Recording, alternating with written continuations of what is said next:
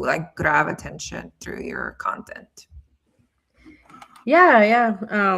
First of all, thanks for inviting me, and nice to I guess meet you. Sorry, I'm trying to put this out of my way.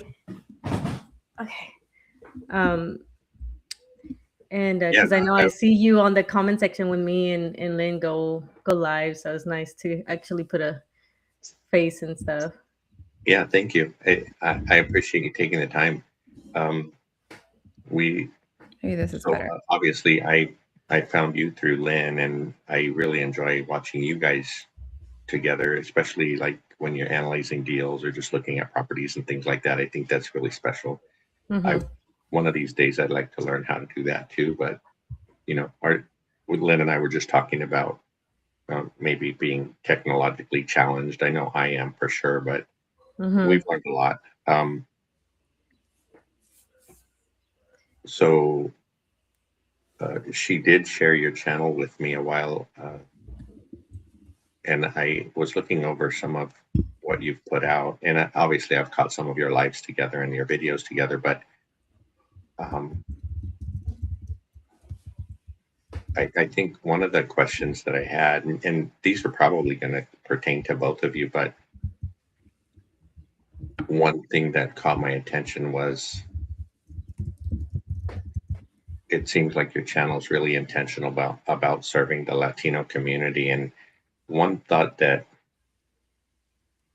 popped into my head while I was thinking about that was, Mm-hmm. to me, too, the Latino community is very important, but it doesn't seem like the lack of um, the lack of financial literacy. It's not only for us, right? It's across the board. And I think when I was growing up, Mm-hmm. the maybe the circles we ran in, it just wasn't not. It didn't seem like it was available to us, Mm-hmm. and it kept us in a position that you kind of hear. Well, I joke about like the man holding us down, right, holding us back, but Yeah. it's I don't know that that's the case. If we And I don't know if we were in the space mentally to take in the information, right? Because it was maybe way over our heads. We didn't understand it. We didn't trust it, maybe for reasons like that. But um,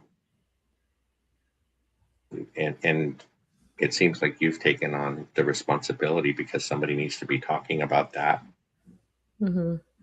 Yeah, it definitely is something that like yeah, because the there was always like books and some resources, but back in that day we didn't have like YouTube. Like when I was growing up, YouTube wasn't like that big. Like I would watch YouTube, but it's not definitely as big as today, and definitely not as many channels that are talking about like finances and stuff. So all the information was either in books that we didn't know about, um, or it was through like networking. And of course our network, like I'm first gen, so like who like I didn't have a network that like was dealing with these at all.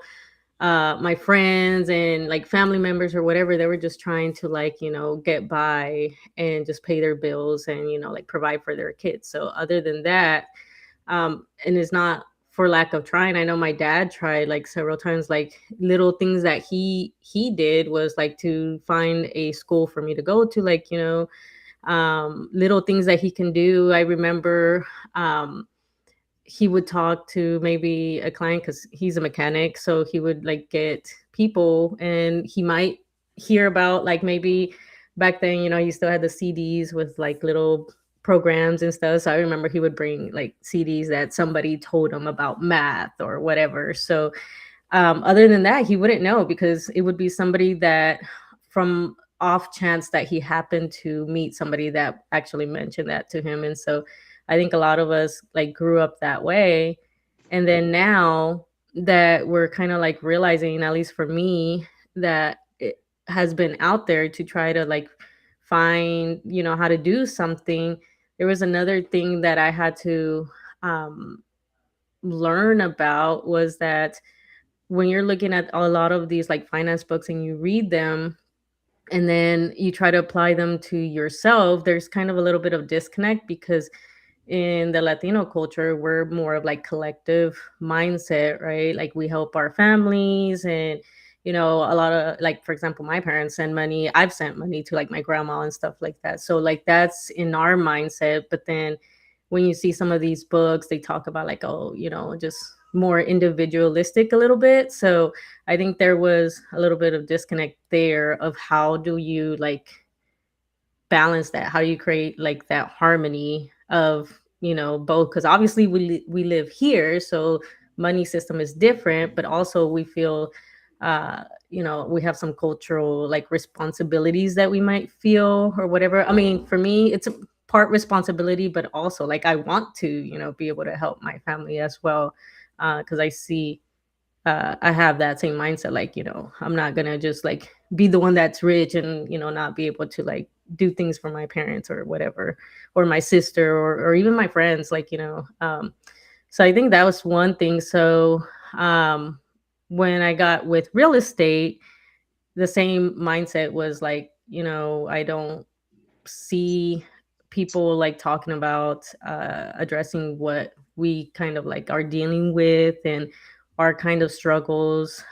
So that's why I decided to just like, what, I'm just gonna be out there. It's not perfect. It's just me sharing my journey and then learning. You mentioned a little bit about the technical terms and everything like that. So I know I'm learning them as I go. I learn new things every time. Like Lynn has been teaching me about like, some like rehab stuff and things because I'm more of like buying rentals that are already kind of ready. And so I didn't really have to do much of like, oh, ARV and how much a foundation costs or how much this costs. So that's like all new stuff to me. So I think just sharing that journey, like it helps people and make it feel more relatable and accessible. Yeah, I agree with what she said. Like, there's a lot of the lack of financial education is there, and it almost feels like intentional, right? Like, it's not talk about when you go with your friends, you don't ask them how much are you making, how much are you saving, how much are you investing. When you go to school, you don't learn about budgeting, you don't learn about taxes, you don't learn about all the things that you have to do when you're gonna get out of school and then get an apartment and work, learn about credit score. Like, nobody talks about that, right? So what are we Mhm. left behind? Like Violetta says, like resorting to books, and the off chance that somebody gives you like a book that you need to read, or like what we did, we went to social media and tried to find people that are like talking about like, what do you do when you're no longer living paycheck to paycheck and you're saving some money? Like, what do you do with that money, right? Like, you just put it under the bed, like Mhm. my mom does. Like, Mm. there must be a system out there that we don't know.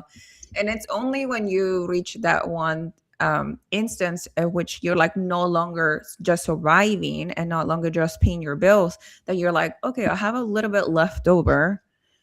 What do I do now? Like, what is the next step, right? You like level up, and specifically in our community, like she said, we don't really have somebody to like go and say like, oh, this is like this little egg nest that I have. What do I do with it? So I think that, and especially when you go into rooms and you look at anybody that's rich, or anybody has a company, anybody has business, like they're male, they're white, and then you're like, where are my people? Where is the people that are actually look like me, that represent me, like that I might be more inclined to follow because they have the same experience that I had. Yeah. Yeah, you guys, you're making my head spin because so many thoughts just came out of what you guys were saying. So, if it's okay, one of the things, like you mentioned, being first gen, and you guys are making it happen, and you're successful already. When you think about that, was there more pressure on you not to fail because you might be the first one doing this in your families?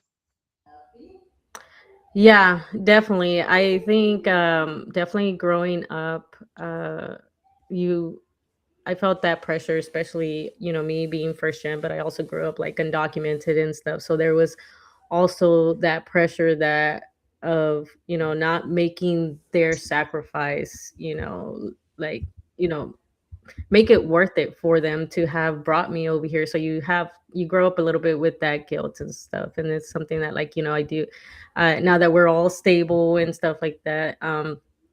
It's something that now I have to kind of like have a mindset shift of like, a matter of fact, I think I was talking to Lynn, or I mentioned it on a social media post, of how it's kind of like different now going back to school, where I'm just like able to enjoy school and just be able to learn, versus the first time that I went and was going to all these schools, because I was mostly searching, is like, okay, what's going to give me the best career, because I needed to make sure that I was, making nice money, good money, so that way, to get out of, the financial struggle that we were in, and, help my parents too, because of being first gen. One of the things is, we're kind of like their retirement plan as well, whether, some people have their views on that, but at the end of the day, like, I'm not going to leave my parents high and dry, especially when they did such a big sacrifice for me to be here.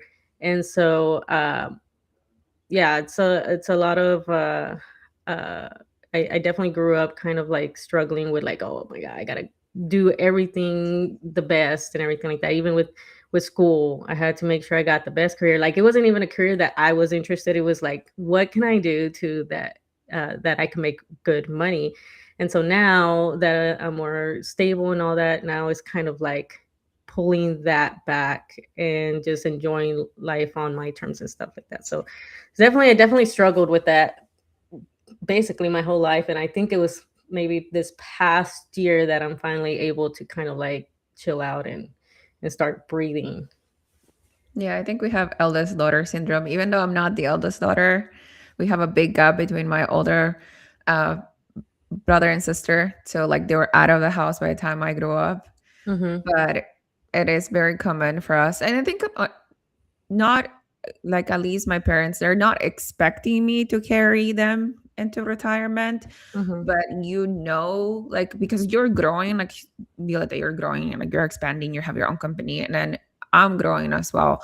It's not that we're expected, we want to take care of them, Mm-hmm. and then we don't feel like that should be that's wrong. We don't feel like it feels like it's the right thing to do.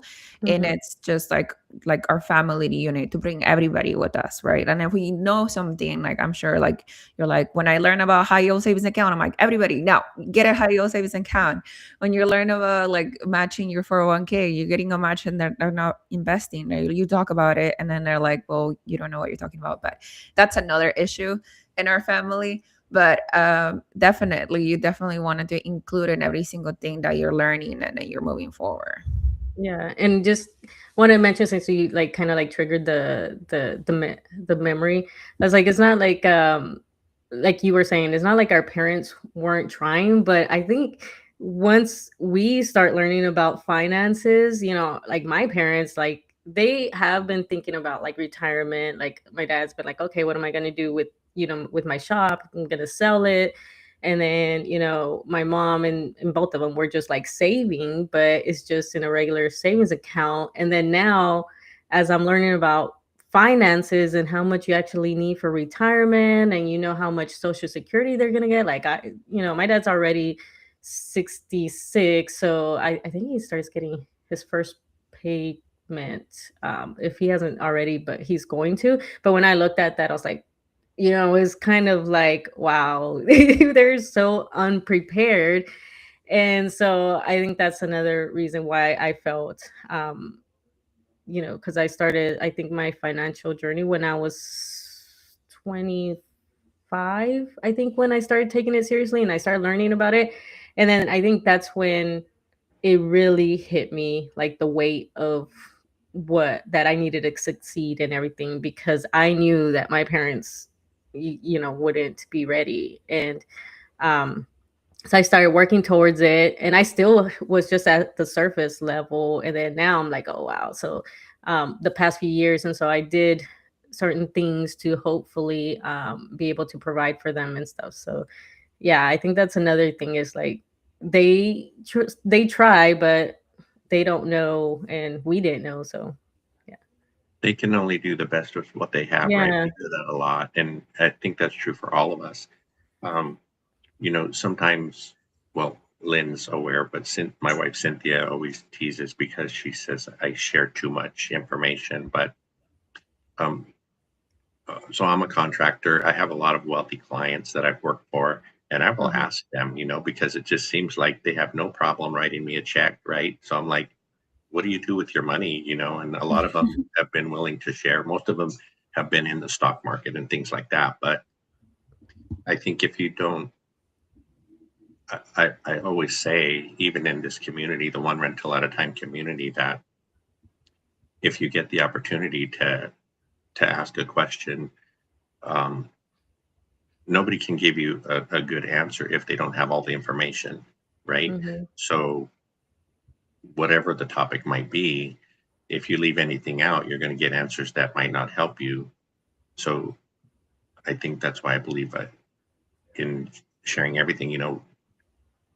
Our bankruptcy that we went through, we lost our properties the first time we tried, all that stuff, and we're more successful at it this time around. We got started in 2020 again, and I still do that. And I'll tell everybody, don't be ashamed to share. There are certain things that you shouldn't, but for the most part, the more information you put out there, the better information you can get to help yourself. And you guys alluded to the fact that maybe the wealthy were gatekeeping all this information, right? So it wouldn't be available to us. But when you're out there searching, and today it's a lot easier with social media, but sometimes you hear things like Lynn just said, the high yield savings account. You know, I still have friends that don't know about that. And I'm like hmm her, I'll share it with everybody, even though your money is still losing money while it's in a high yield savings account. It's better than having it in a regular savings account, right? Mhm. hmm So things like that. A lot of people, uh, so in my field, I have a lot of contacts or friends or acquaintances that are Hispanic that don't trust banks. So, like hmm you said, Lynn, they will stuff it under a mattress instead of putting it in a bank. But um, yeah, I have a family member that I've recently found out. I was like, "Are you serious?" So um there goes me, like Lynn was saying, that like we start sharing our like what we learned. So I, as soon as like my mom told me about this family member, I was like, okay, the wheels start turning. Like, how can I get him? Because now he has this much. Like, how can he move it into the bank and stuff? To yeah. You want to be a podcaster too. Yeah, she's like, I hear you and stuff. So I feel like a reference that lives in my mind of like back during COVID times, and there was like a newscaster, and then like the baby came in and the mom tries to get it and everything. I don't know if y'all saw that, but it triggered that funny memory. But yeah, so the wheels started turning on that, on figuring out like, all right, so how do we get it into the bank? Because the bank's gonna ask questions and all that stuff. So Where you get all um, this cash from? yeah, and it's just him just saving his paychecks, because he's a contractor as well, and he just goes and just cashes it, but doesn't leave it in he goes to check cashing places and just leaves it because he doesn't trust the bank or something. Yeah, Her so. mom still like she I open her high yield savings account and she sends like only half her money there Mhm, because she's like, what if I lose it? So I have the other half in a checking account and like a mhm, normal bank that she like likes, right? yeah, But the high yield, because it's Wallfront and it's an online bank, she doesn't really trust it. So yeah. she's like, no, I'm only gonna send like this much. Yeah, and let me tell you, with since we're talking about high yield savings account, like it took me like a year to convince my mom to move it into a high yield savings account because we're we tend to have habits, and like once you trust like one bank, that's it. You like trying to move them to anywhere else, and so that's what happened with my mom. And I for a year I was like, Mom, you need to move it over here, whatever. And finally I convinced her. And then now she's like, feels a little bit better, but she still has that fear because she doesn't know how to, access the app too well. So then she always has to call me like almost every month. She calls me like, hey, what's the status? I was like, you're good. And but she doesn't want to send any more money over there because she's still scared. But so yeah, we're just still trying to overcome that fear with them. And even with that, with the houses, she knows that I invest it every time. Even right now, recently she called me, and because I told her I was going to look for another property, and then she's like, why, this is too risky, blah blah blah, and all this stuff. So yeah, that fear still lives there. It's interesting, like you said. So two thoughts about this round was, one, if your families are anything like my family, and I try to share information about whether it's buying a property, you guys can do this if you want. Um, you should be putting your money here. It will give you more interest. Half of them will think, you know, why do you think you're so good? You think you're better than the rest of us. I'm not going to listen to you. And then the other side of it, like you guys, like you just mentioned, I have an aunt who basically helped raise me, and she didn't trust putting the money somewhere that she couldn't walk in and check on it, right? Because a Hmm. lot of these are online savings accounts and they don't have brick and mortar stores. So just over time, I just told her, just planted the seed. If you put this money in a high yield savings account, you could earn this much interest per month, right? And at the Hmm. time, like you said, she had B of A since she was like 5, and she was never going to change from B of A, right? So finally, she tested it, so she put some money in the high yield savings account, and she didn't do it. I did it because the tech thing also for her, she didn't want to make a mistake and just send her money somewhere that it was never going to be seen again. But now, and she finally transferred most of it from B of A. So, and now she is earning about 950 a month in interest, and it Hmm. costs her 1,000 a month to live, right? So Oh, wow. all these months she could have been kind of living for free, and now she sees it. But you're right, she's like, well, I don't want to put it all in one bank. Should we split it up into two banks in case one goes under or something? So that's it's a real thing. And it's nice when they do listen, and it's nice when you're able to help. Like, I feel really great that, so like you, every month I get the statement. So I email her the statement and I say, this month you made $950. She's like, wow, okay. So that's been amazing. But she's always been really frugal and always saving, and she's fine in retirement. But even her financial advisor was telling her, you got to get this money somewhere else because you're making like 0.01% on it. So that was really special. Um, I don't I don't think I asked Violetta, how long ago did you get started, and what market are you in? Uh, so I would say technically I got started in 2014 when I bought my first house in Virginia, and I started house hacking it. Um, After that, I left around 2017, and then that's when I turned it into an actual rental. And those first few years, they were just kind of like I was just winging it. I didn't know what I was doing. And like the second house that I bought was over here in Texas, and I wanted to do the same thing, but I didn't know anything about analyzing a property or finding a rent market or anything like that. So I just picked a neighborhood that I liked, that was close to the school that I was going to at that time. And so of course, the once I left, I house hacked that one as well.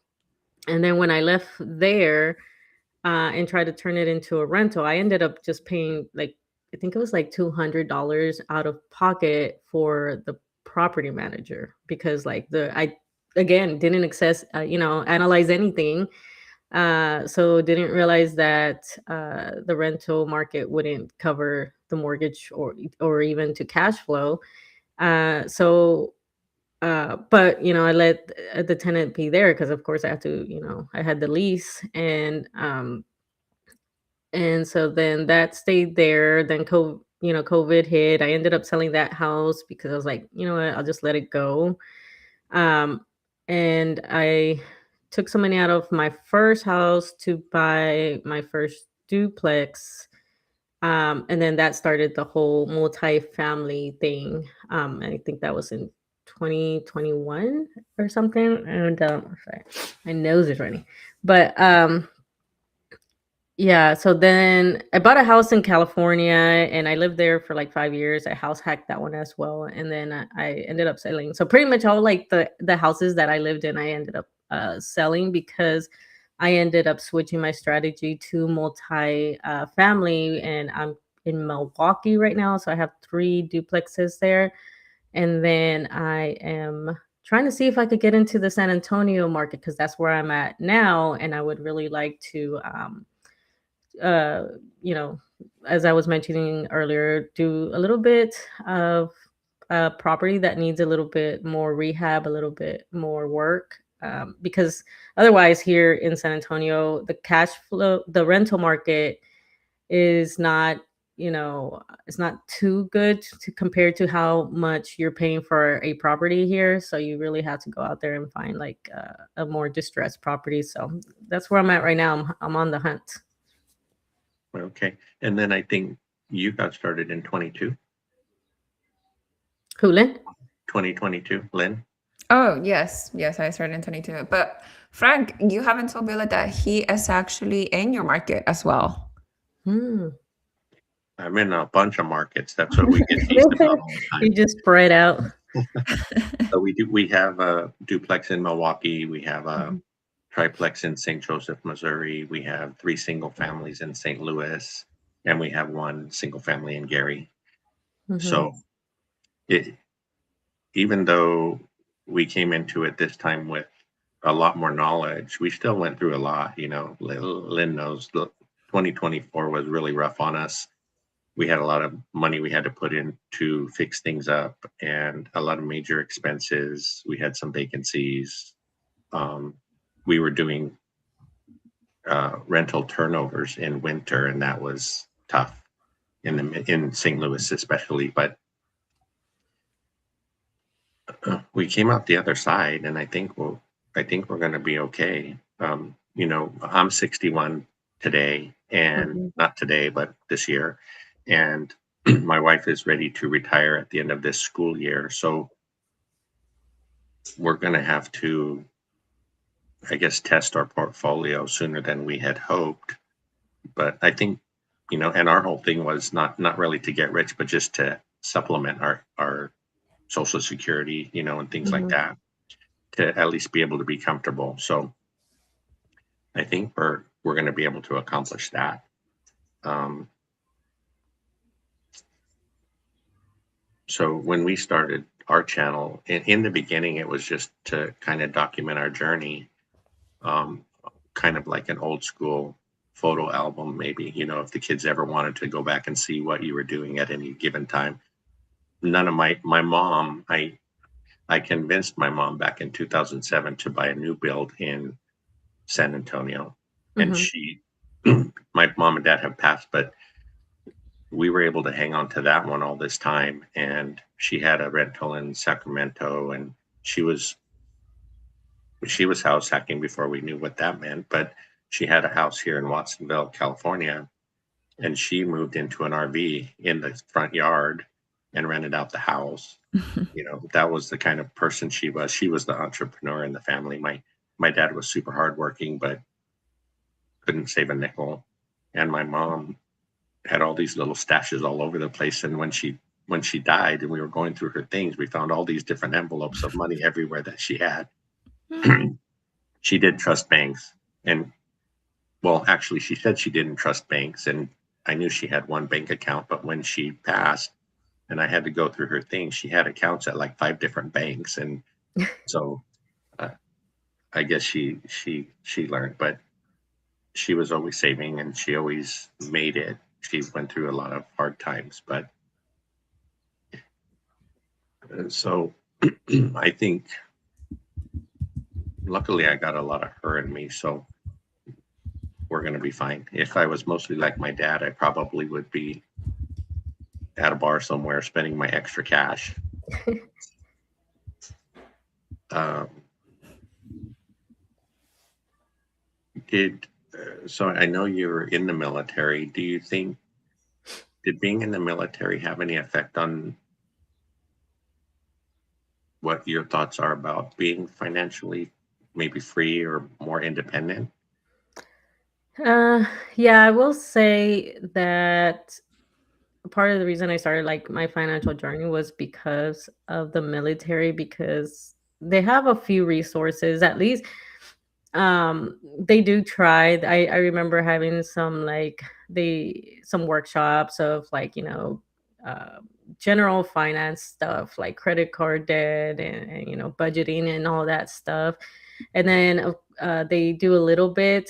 They try not to go too much into it because they're not experts, but they tell you about like our thrift savings plan, which is just basically our 401k and stuff. So talks about that. So that kind of got me a little bit started. I still was a little bit too young to kind of take it more seriously than I wish I would have, because you're young and you feel like you're invincible and stuff like that. And um, at the very early stages of being in the military, I was kind of like, oh, I got a stable paycheck and, like roof over my head. I got a job and, like I was good. And, they paid for school. So I was able to would go to school. So I was doing good.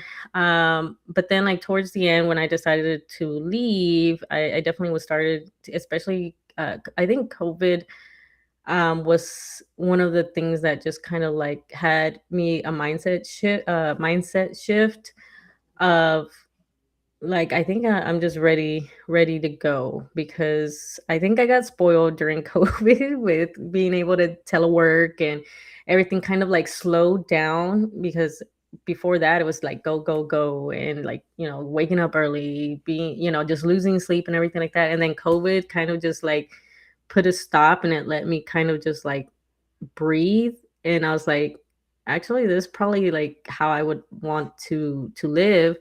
And so I think it was like 2021 actually, yeah, which is why then I shifted over to a different strategy, because I started taking it more seriously. I started focusing on what my plan is going to be to get out. I wouldn't be able to get out until last year, because I had a contract for I they paid for my degree, so then I owed them 5 more years.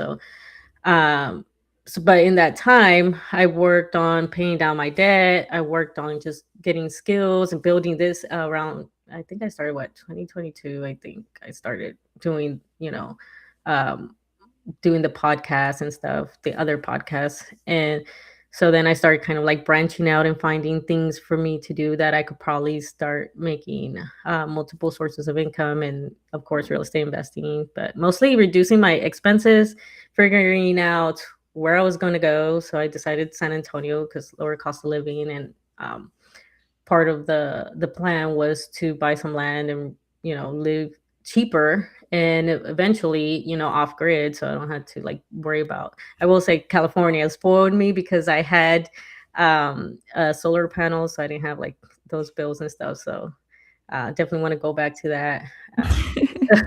Could get some solar panels and some off grid stuff, and growing my own food and stuff like that. So yeah, for me, the military definitely was, I guess, the awakening period of my financial journey, and then allowed me to set myself up because I was able to get my degree, which, and then of course, right now going back to school and just having the ability to buy, like, houses and rental properties and all that. And I got a few connections, some networking stuff, which is who ended up putting me on. Milwaukee was actually another military guy that was investing there. And then now I'm just, yeah, now I'm kind of like at the end part of that plan because now I'm doing it. And now it's just like um, focusing on scaling now. Well, um, one of the thoughts I had before we came on, and something I struggle with the channel, because and you both do this too, as far as sharing the hard times, along with the good times. But um, how do you balance being transparent about your journey and that it's not passive income like social media puts it out there to be? I'm always afraid that I'm scaring more people away than I'm helping get started. So how do you guys feel about that? I think that, like you said, it is hard because I think Violeta and I, we mentioned, at least I mentioned that I haven't been able to take one penny from the profits from real estate, but a lot of the things that were self-inflicted too. So like I know, but it helps that um I know the first 5 years suck. It helps to know that like and at one point it will turn. And it also helped, I think the first time that I invested in a real estate was one property, was for 1 year, and I didn't have any problems. So I do have that like early memory of like what is to be stable doing real estate. And then that I know that all the things that I'm doing right now, for example, front loading new furnaces, front loading new roofs, front loading like new water heaters, those things are gonna last me 5 to 10 years, hopefully more, right?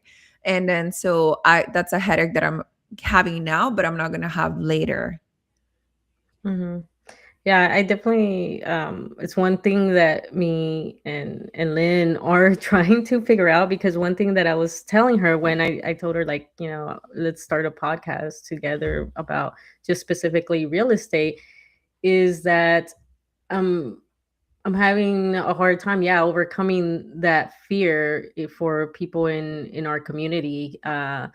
It's it's kind of, we stick to what we know. So once we learn, like, okay, we just worry about paying bills and savings, and then that's pretty much it. So then once you get to kind of like, oh, investing, like we're barely at that point where I've seen kind of the shift where people are like now actually taking 401ks seriously in their careers. Because I know a lot of people, like my mom is one of them, and I know I had access to it before the military at onesie, twosie jobs that I had, but I didn't take it seriously because I didn't know what it was. I just knew it was stocks. And, the people that work where my mom works, they all have access to 401k, but nobody like is really taking too much. Like they send something and I asked my mom, and she's like, yeah, they told us about, 401k and just to send money. So I just sent, like, I forget what she told me, but it was like a low amount. And I was like, okay. Uh, but yeah, overcoming that. And then with real estate, it's definitely a big risk. And it's a little bit, for them, sounds very complicated. So I try to definitely be transparent. And, we just did an episode of where we went over our whole, last year's, how our real estate did. Mine didn't do well last year. I had so many, much things.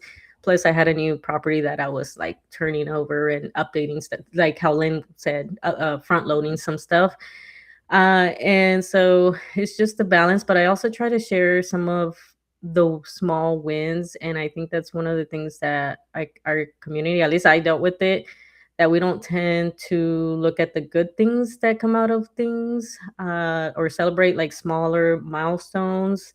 Because when I look at like my real estate journey, I'll be like, man, like I don't have enough of cash flow that I would like to replace.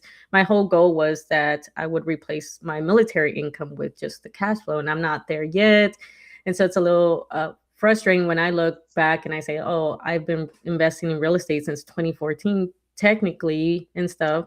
And so you tend to see, like, oh, is it still worth it? But then I actually reflect on what real estate has allowed me to do. Number one, reduce my expenses throughout all those years by house hacking. Then I was able to leverage that, and that's how I ended up being able to have my daughter, because through real estate and being able to leverage, the equity, I was able to pay for like fertility treatments and a full surrogacy journey, and the cash flow allowed me to pay all of that and stuff. And so, oh, and then when I sold the house, California, which was the main reason, was because I had taken a home equity loan on it. Was I ended up being free and clear of that big giant debt, and still had extra income to where I bought another rental property. So I think that's one of the things that we tend to kind of see, some of the like the bad things. And so it's definitely a hard balance. And I think, me and Lynn are still trying to figure that out, how we could, encourage but not scare them away, but still be like realistic. Yeah, and I also think about like, what if you didn't like, if you didn't invest in real estate? What if you didn't put your money in properties? Then Yeah. what kind of position would you be in? Just working that W-2 that you have. Well, I'm still doing it, but working that W-2 that she has, possibly not even still dealing with her fertility journey, and she wouldn't be having this land and this new home that she's creating, like a whole, her whole community around her whole new family. And she's Mhm. venturing into a different type of business, like content creation and podcasting and all of that. Like, that's what's allowed her. Mhm. Mhm. I always say, like, I think Michelle Meyer says, being transparent is helpful. And if someone starts thinking it is easy, then they will fail. And that's the kind of balance that I want to have as well, is definitely not make it too easy, because I feel like, yeah, Frank, like you said, sometimes in social media, it's like, oh, just get this. It's so easy. Just go get this and that. And so many new investors fail at it because they don't realize how much work, and that is not that passive. I know I thought that when I first started. I was like, oh man, yeah, I'll start making money and be passive and not do much. And now I know it's more work. And I'm definitely like how they mentioned that you need some resilience and stuff. And I will say that in our community we do have resilience, but it's just sometimes the fear overcomes that. And it's hard when you don't know the other side of what's possible with real estate, for them to be able to see that. So I think that's one of the things we just have to show, like what's all possible. Like, obviously they know you can make money, but like Lynn's over here, lowering her costs. I was able to do my stuff, and and you're going to be able to like now retire and stuff like that. So I think that's what we need to show a little bit more, but still be honest about it. And then I think over time, similar to 401k is a little bit different, but I think we made some headway with that by showing, you know, the system, like, hey, just max out and all that stuff, and how it works and all that. And now people are actually investing more, and I see more of our community investing in their 401k and maxing it out, because now they're not too scared to put it in there. And even with the market and stuff, like the stock market, because that's what a big fear was for them, that they would just lose it. And I think that's just what we have to do with real estate now. It's just going to take I think some time before that mindset shift happens, I guess. Yeah, it takes time. I think one of the biggest benefits, like they say, is time in the market, right? Because over the years, like, so we just finished year 5 and we're just now seeing some stabilization. We're the accounts are actually growing instead of being depleted every month. Mhm. And but that's 5 years. Everybody's nobody wants to wait 5 years for anything Mhm. these days. And so proof of concept is important. I never thought I would be in a position that I could help someone in this scenario, but after 5 years, someone just emailed me this morning asking me questions about a closing statement. Mhm. And I would have never thought I would have had any information that was valuable to them, right? Um, and it is nice in all of the lives that we attend and things when people share their parts of their journey. There was someone a few months ago that mentioned he hadn't spent any of his money from his rentals. It was 4 years, and he finally just took some out. Mhm. So it's nice to hear because our first 5 years were pretty rough. And I was constantly wondering, is this ever going to take off? Is it ever going to work? But as you guys alluded to earlier, if I think we probably have about maybe $300,000 invested, right? Of all the Mhm. properties that we've purchased. And if we didn't put it into a property, that money would just vanish on something, right? Um, my work vans need tires or an engine or whatever it is. But so for me, it's safer for me to put it in a property, and then you'll always find a way. It seems like I've always found a way to come up with that money when I need it, even though, I put the money in for a down payment somewhere else. So I think,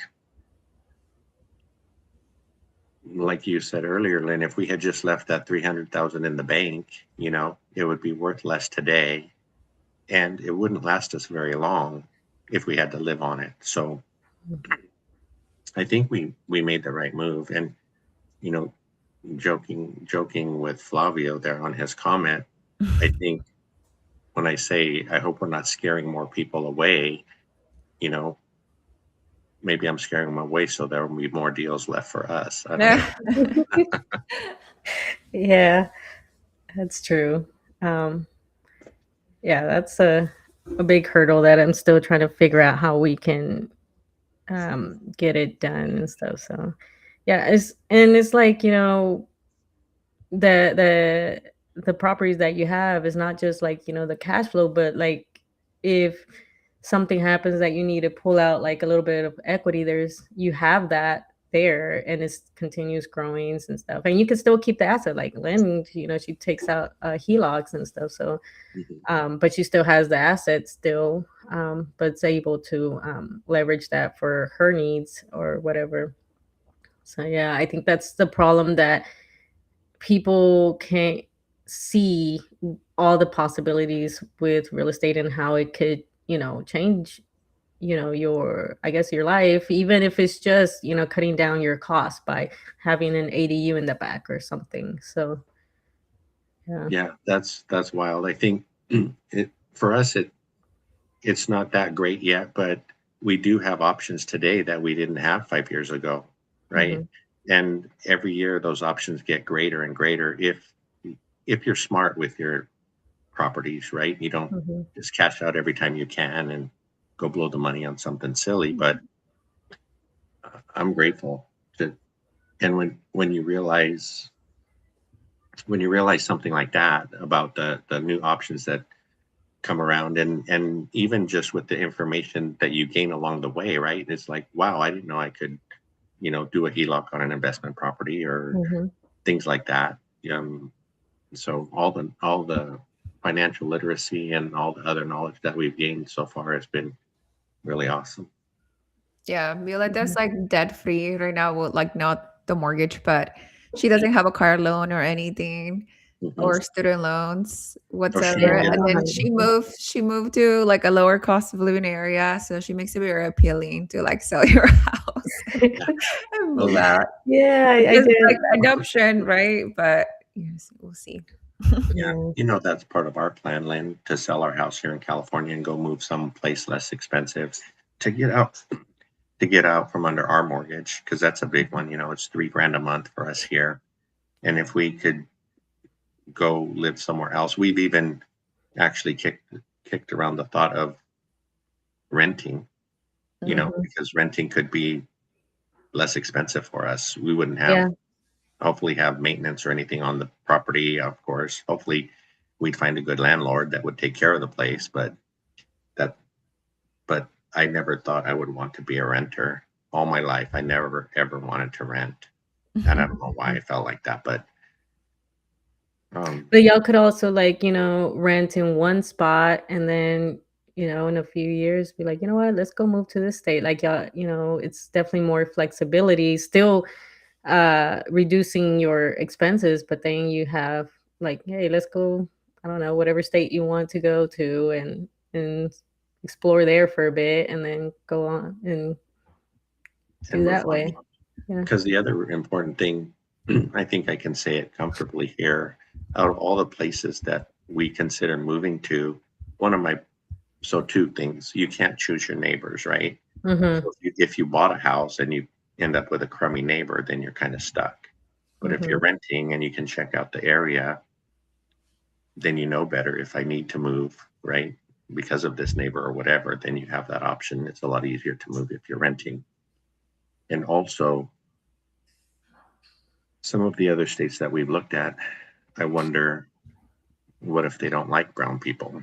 Yeah, that's definitely another thing to to worry about as well. Um, Mhm.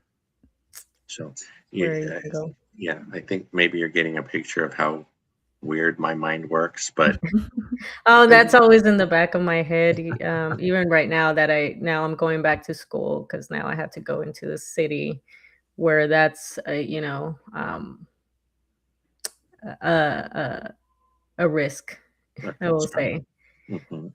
So I just gotta make sure I got my stuff. So yeah. So yeah, that's definitely one thing. But yeah, that could be I know some people that do that or some people that just they go and just rent in different countries and just travel, and that's how I've been following this one YouTuber and that's what she ended up just doing, and I just was like, oh, that would be nice to do. And then that's how they're living. They don't have like a home base anymore. I think they sold their property wherever they were living at, and now I just see their YouTuber. Oh, now I'm in Thailand and we're here for like 6 months and so on and so on. And I was like, There's a couple that's coming to the conference in Vegas that they did traveling for the last 2 years thanks to mm-hmm, their portfolio, and then they yeah, just came back. yeah, Yeah. that Well, would They're be gonna yeah. talk. I we've been on for a little while, but if it's okay for one last question, mm-hmm, you in your description, Violetta, on your channel, you talk about side hustles, and I mm-hmm. was telling Lynn before we came on, I'm trying like everything. I haven't landed anything yet, but I wonder if you've had any success or failures that made you, well, maybe Um, successful side hustles, I should ask. so with some of the side hustles that I've done was either, yeah, trying to make income or kind of like offset whatever my expense. So one of the things that I used to do back in the day was I like to go thrifting, and then I ended up finding the reseller community at that time. So then my goal was to find things that I could resell, like like Tory Burch or whatever, those luxury brands or whatever, to offset what I thrifted. And so Mhm. that worked out well. And then eventually, like I would make some money off even on top of that. So that was one of the side hustles that I would do, and I was always down to do like anything. Like if you want me to watch your kid or help you go do some chore or whatever, like I'm always down with that. Like trading something, especially in the military, we kind of always trade. Like, oh, I'll help you move or do whatever. And I use that a lot. Like I don't know how many people I paid with pizza and beer for to help me with my first house for things, and every time I move because I move so much. But also, I had chickens at some point, and I did that again just to offset their their their expenses. So most of my side hustles were mostly like offsetting what I already was using. And then now I'm doing YouTube, this podcast, of course. And now that I'm not working, I'm definitely taking it more seriously and actually trying to make income. I've made a few dollars here and there from like affiliate links or whatever, but not enough to kind of like, start making some stable, decent income. So I'm hoping that we could start making some income with YouTube. And then I think that's the only side hustles, especially well, eventually with the land and start growing my food. That's gonna be another side hustle where I kind of like, sell whatever extras I have, especially once I start like the canning thing and stuff. I can't decide if I'm gonna do bees or not. So that might be in the future too, where I sell like honey or whatever. So yeah, the wheels are always turning. But again, most of my side hustles is trying to reduce like my expenses for the most part. And then if I make a little bit extra, that's nice. Yeah. Did you say, is Michelle on one of your channels? Is she on your channel, Lynn? No, I saw might her in be. the chat Yeah. earlier, but yeah. Yeah. So Michelle Meyer, she's a good friend, and she, like you, is wants to do that. She wants to grow her own food, and she has a Mhm. beautiful garden. She's in Washington State. Mm. Um, so maybe eventually you guys could connect. Um, You should she, plug your channel, Mi Tierra Libre. Oh yeah, yeah. That's that's another one that I started. So now I started a new YouTube for homesteading because I don't see another like I think I see maybe one other Latina homesteader, but now she kind of turned more into like van life now. So she started that thing. So Oh. so I've started a channel for that and it's doing well. And going to show my journey of setting up, which yeah, Michelle probably could help me out on starting my garden. I did it in Ramona, but that was like the first year with the chickens and stuff. So now I have to do one here. Eventually I want to do an orchard in the front because I have a very super long entryway to get back into the house. And then of course my garden and everything. So that's in the works. So yeah, have that channel on YouTube. So a few things that I'm side hustling to hopefully something hits and plus I enjoy it too. So yeah, nice. I think Flavio was asking if you're in school. Are you a school member yet? me? No, Real? not yet. No, no, not Well, yet. Yeah. yeah. If you ever want to try it, I think Mark still has some 1 month free. Uh-huh. So he'll you if you sign up, it's $20, and then he'll reimburse the $20. And then if you don't want to continue after that first month, you don't have to. But that might just be something you want to try. Mm-hmm. Okay. And even if he ran out of those offers, I will tell him to give you a month free. So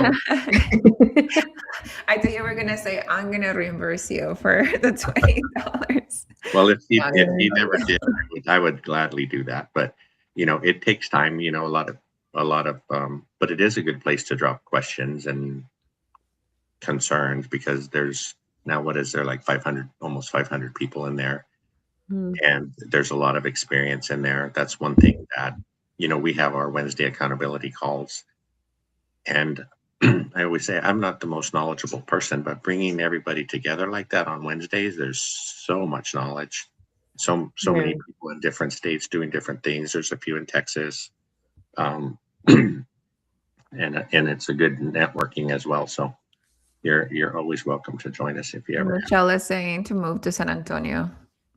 That's where you're gonna. Yeah, let's You're all like, move to San Antonio. And then we all just decide to grow specific things.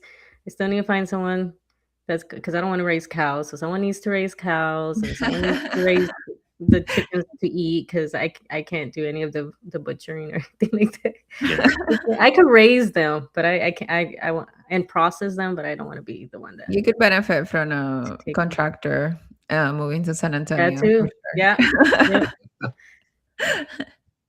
Yeah, if you, yeah, I know you have Lynn, but if you ever have any questions that I can help with, just Yeah, I shoot think me that's an email. the my biggest hurdle right now is understanding how much things cost when looking at a distressed property. So it's a Mhm. learning curve right now. Kind of frustrating me because I'm like, "Ah, I'll just go back to Milwaukee and just find. And I did that the other day. I looked, I was like, oh, look at all these properties I could possibly get that are so much easier. But I think Yeah, I'm being a little stubborn right now. I'm giving myself another month. If I don't find something, then I'll just go but back to Milwaukee. we have a couple of friends. So Cody is in Wisconsin. Have you seen the weather there? They were like -8 yesterday or something like that. So I think you're better in Texas. Yeah, that's what I want. And yeah, that's yeah. Uh yeah.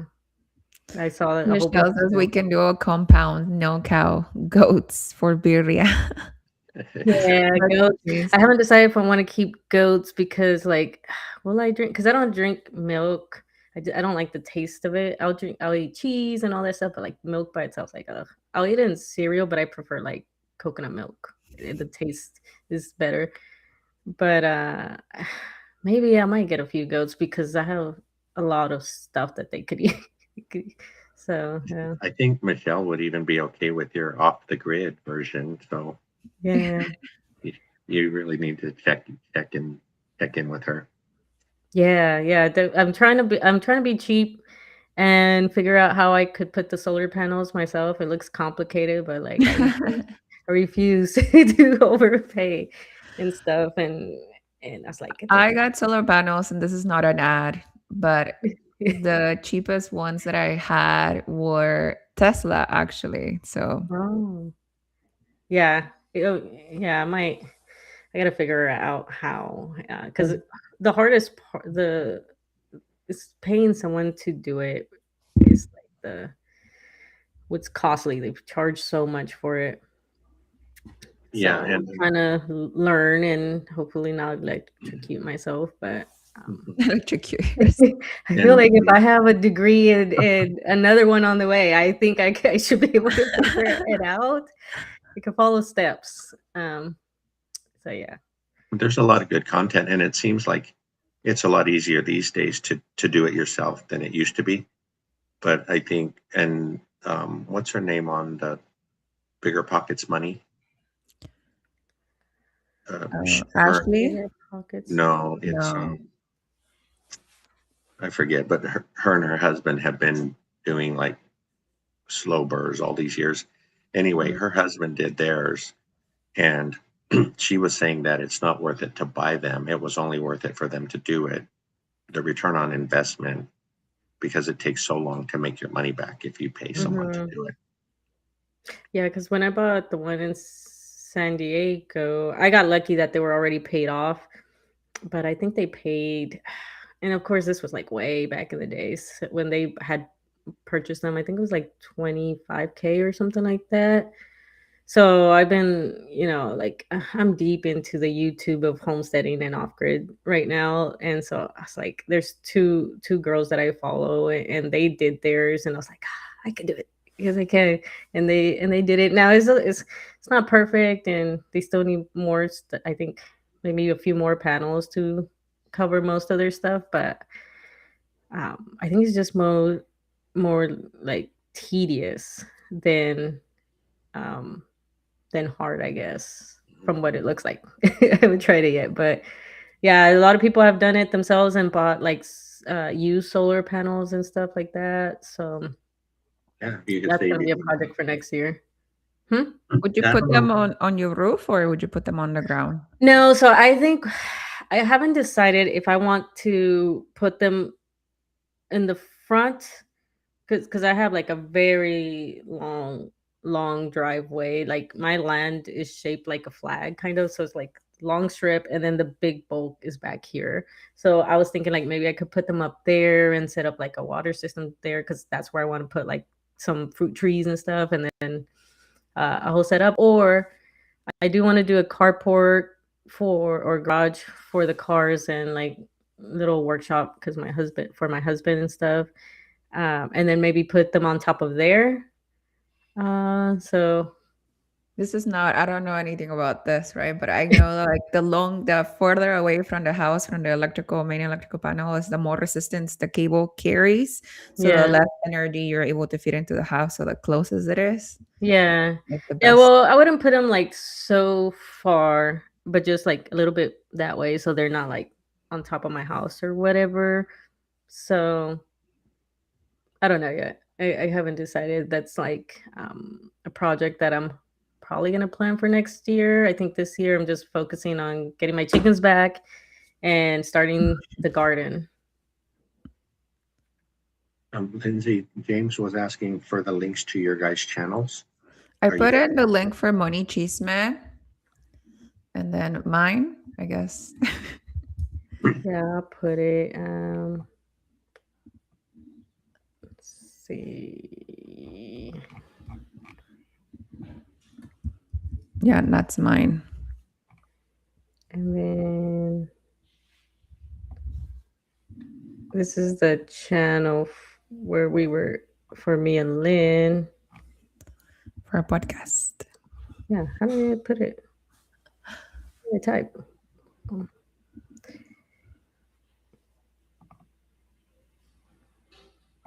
I want to be like Fran and feel like my accounts are increasing instead of decreasing. It took so I'm long, not Lynn. gonna I have couldn't believe it. Frank is gonna kill me, but I did put an offer on a house yesterday. I didn't get it. I didn't get it. I didn't get it. my goodness. Disclaimer: I didn't get it. But I knew you couldn't resist. I knew she wasn't going to either. I was like, oh, I was telling the people on Friday that on Thursday a brick house came into the market for $38,000, and I know it's a gut, but I know ARV is like 175 or higher. And then so I was just like, okay, I'm just gonna call my realtor and find out like what's going on with, is this a glitch? Like, because it looks like it's okay. It's gonna be a easy flip. And he's like, oh, let me find out for you. And it was one of those houses that are on the Home Hut store. I didn't even know of this website, Home Hut store or something like that. So it's mhm, federally owned, so it was supposed to be an auction. He calls me back at like 6 p.m. and he's like, I only brokers that are hot approved, they can place bids on this house, and I'm not able to get one today. I'm gonna connect you to another realtor. So another realtor calls me at 7 p.m. and then like basically she's like, oh well, you can't see the house before you go in. So it's like sight unseen that you have to place a bid. So I placed a bid, and then she's like, most likely you're not gonna get it. No, I was just like, well, I'm a very lucky person, so we'll see. Okay. Yeah. And then I didn't get it, but it was Did did uh, you it was did you say definitely over the course of like one day, and then they're like, we have 4 more hours to close the bids, like 7 yeah. p.m. their time, which is like that was like so last minute. did See, she that's tell how I you? almost ended up with that other property. I just did it on a whim, and I was like, that's kind of good that I didn't get it because then I would have been like trying to figure out scrambling how I was gonna get the rehab money. Um, yeah, Yeah. so I was just wondering, Lynn, did the lady say, "Is this Lynn?" Frank just called us and he said you don't need another house yet. No. It was such a good yeah. deal if I was to get it. That's the thing. Um, It was like, yeah. And Lynn, you mentioned you got solar panels. Mm. Um, Bill O'Connell was asking a ballpark cost on solar panels. I think his house is 1,500 square feet. Oh, But mine is 1,400 square feet. I have 21 panels, I think. mhm, And I did this in 2020. So this was with Tesla, and they charged me $15,000. I did the one-time payment, but if you did like monthly payments, I think they have like a 10-year mhm. program where you can pay like $95 a month or something like that. Well, that's not bad. Yeah, way cheaper because I think here in Texas it could get up to like 250, 300, depending how big your house is and how much you run your AC, but like at least $200 a month for electric. Yeah, and Especially and in the summer it's so like many. 300. I tried so many different companies where like They were quoting me 24 to like $30,000, Mhm. even Costco, even Costco. So I was just like, oh.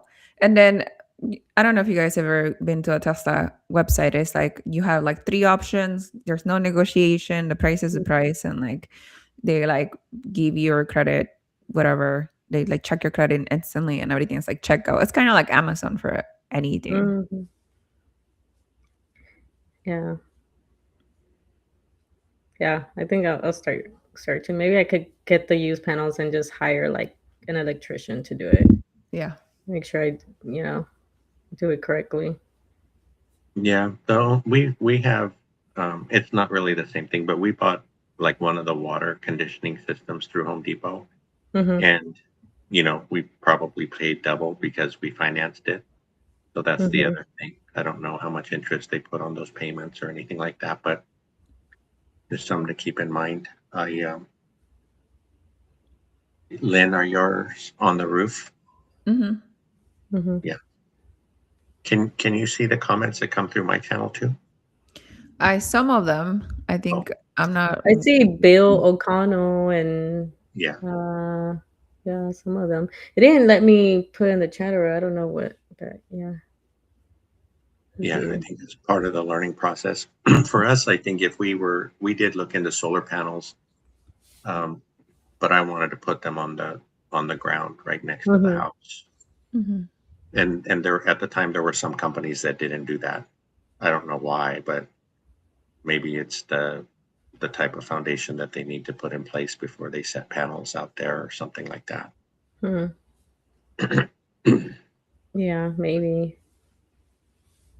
I love my solar panels, though I haven't paid like for electricity for like 5 years, and I used to spend like $1,000 every Mhm. 2 months. In LA, is every 2 months that you pay it like on electricity. So Jeez. Yeah. Mhm. Yeah, I'm not liking paying electric right now. So, and eventually I want to barely pay for water. I'm gonna set up some water systems for like the garden and stuff. And so really hopefully only just pay for like when I shower. That's it. And drinking water. But Well, yeah. if you're off grid, then you most likely would have a well anyway, right? So Uh if I dig a well, it's gonna be expensive though. So because I'm hooked up to the water, like the city water and stuff. I don't like their water though, but well then yeah, you could do rain catchment. I'm sure you've seen all of that in the channels that you Mhm, watch, rain catchment systems and things like that. If you have a bit of property, you can have larger rain catchers, you know. mhm, Um, it I the ones I've seen look kind of like big solar panels. It just a panel with a gutter on it, and then that diverts the water. mhm. I'm like Yeah, thinking like if the apocalypse comes in, we're driving to Violetas. y'all could come over here. Like, Yeah, I take over and it like will take all help. the We could houses just or like grow food and stuff, and Do you have a bomb shelter? I'm I have been thinking about this. Like, should I do one? Should I not? And the reason why is because like potatoes and all those root vegetables need, to store them in, so then I could double as a bomb shelter. So Mhm. that's how I was rationalizing it. It's like, well, I need somewhere to put my vegetables anyways. So, Yeah, yeah. um, Like the root cellars, I'm sure they did that in tornado country and all that. It mhm, doubled the root cellar doubled for shelter. So yeah. I think if you do a bunker, you're gonna explode on the line. So maybe do it for the views. I don't know. Maybe. Yeah, I was thinking that, and I'm still debating if I want to do like a little fishing pond or not. Um, but that's future projects, way future projects, past probably in the next 5 years. Got to set up first right now. Mhm. well, Yeah. that's Okay. awesome. Um, I have tons more questions, so maybe in the future we might be able to get together again. I, it's been a pleasure meeting you, really, and thanks, Lynn, for asking. Yeah. Yeah. Please don't forget we do put the YouTube channels for Violeta and for I on the chat if you want to check us out. And our podcasts come out every Thursday. Whatever you listen to a podcast, Real Estate Have Us. And we'll see Mhm. each